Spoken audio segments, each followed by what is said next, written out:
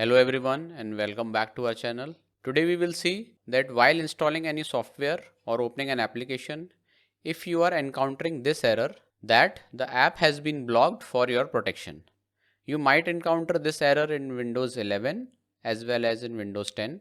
Now to install this application and fix the problem, we need to go to Registry Editor.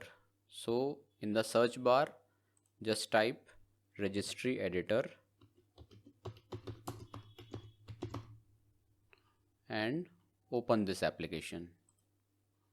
Here you need to follow this path.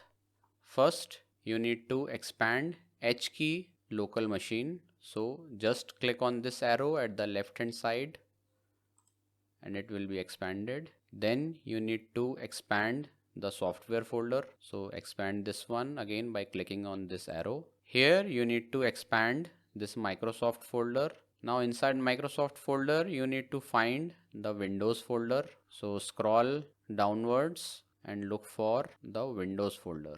So here it is. So again we need to expand it. Now inside Windows we need to look for the current version. So expand this folder. Here you need to go inside policies and again we need to expand this. Now inside policies you need to select the system folder. So just select that. Now inside system folder you need to click on this file EnableLUA. So just double click on this to open it, and here you need to change the value data field. So by default it will be 1. You need to change it to 0.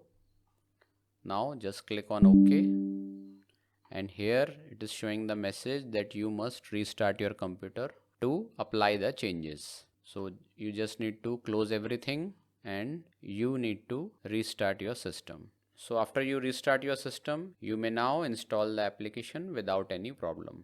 So that's it for this video. I hope this brief tutorial helped you out. If you have any problem while installing an application, please post it in the comments below. And for more such videos, please subscribe to the channel. Till next, goodbye.